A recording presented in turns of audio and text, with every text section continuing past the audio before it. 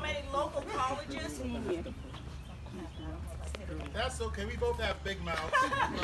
Okay, without further ado, we welcome Professor Damon Fordham. Thank you, Damon. Yeah. Okay.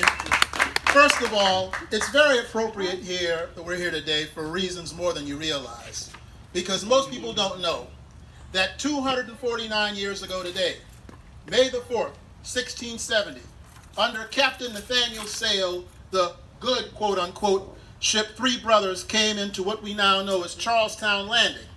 And among that cargo were three Africans who were given the English names John, John Jr., and Elizabeth. And the three of those people who were brought here in slavery are the foundation of who we are here in Charleston and why we are here today. So it's important to acknowledge that. Now, let's take this to the time of the first Memorial Day, May the 1st, 1865. You had in February the 18th, 1865, the Confederates surrendered in Charleston. And among the many things that happened was that there was a gentleman from Boston, from the Boston Journal. His name was Charles Coffin. He was writing about the conditions of Charleston at that time, and he came across the old slave market. Now, let me make this clear. Contrary to popular belief, the slave market was not that series of buildings that's over on Market Street, okay?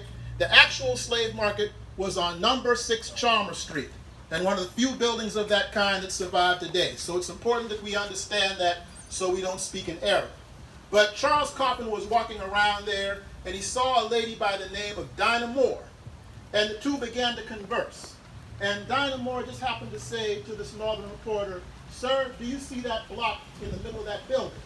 And he said, "Yes, what about it?" And she replied, "The last time I saw my husband was when I was sold off of that block." And that led Charles Coffin to have the same reaction that many of you did. He gasped in shock. And that affected him for the rest of his life, and he wrote about it in his autobiography and described the conditions of Charleston at that time. Also, on April the 4th, 1865, on April 14th, you had over at Fort Sumter, the great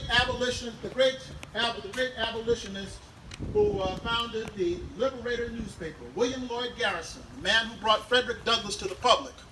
He came along with a man named Robert Vesey.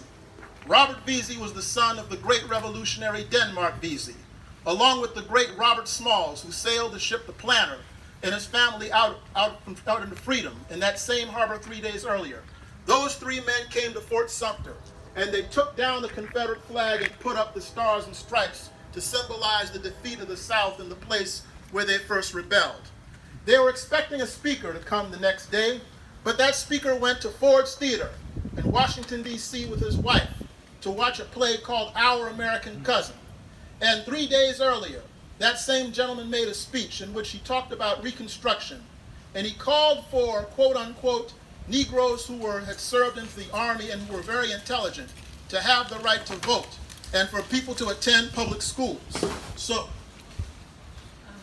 with that, you had John Wilkes Booth, who was in that audience, who was furious. And on April the 14th, John Wilkes Booth came and took his revenge on Abraham Lincoln at Ford's Theater. And that caused a great shadow to the joy of the freedmen. So it was with that into consideration that a group of these freed people gathered at this place that we know today, that we knew back then as the race course. And they decided to not only plant flags and flowers in memorial of those great soldiers of the Massachusetts 54th, of who are represented here today by these great men over at my right. Please give them a hand.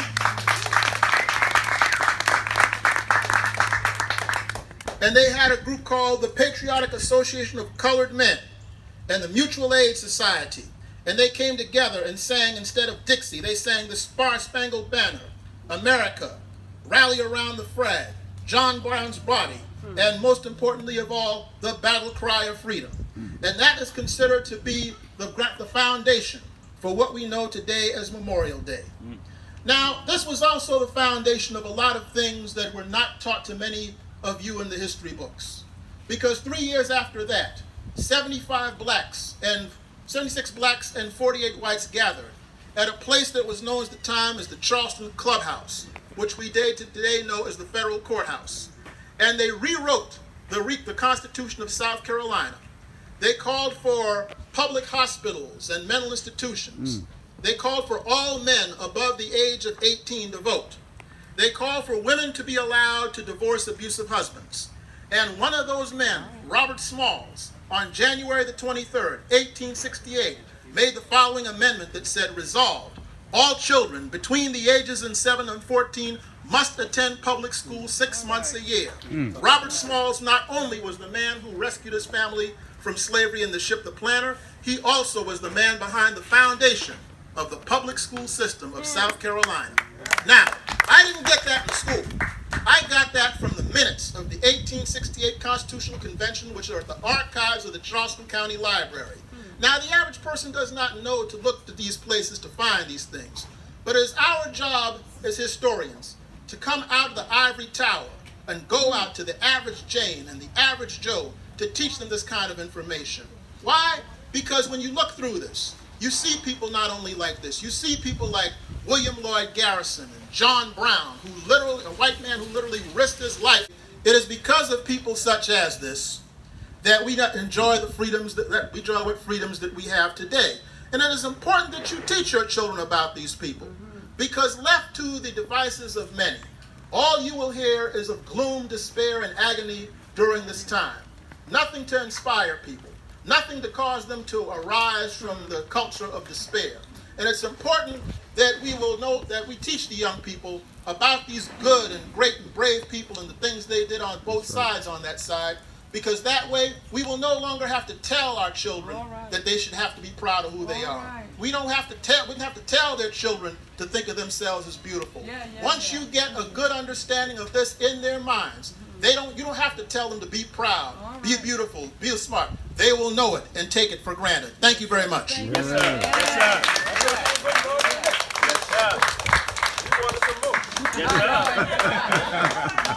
Professor Damon Fordham, land of California State. Oh, I think it's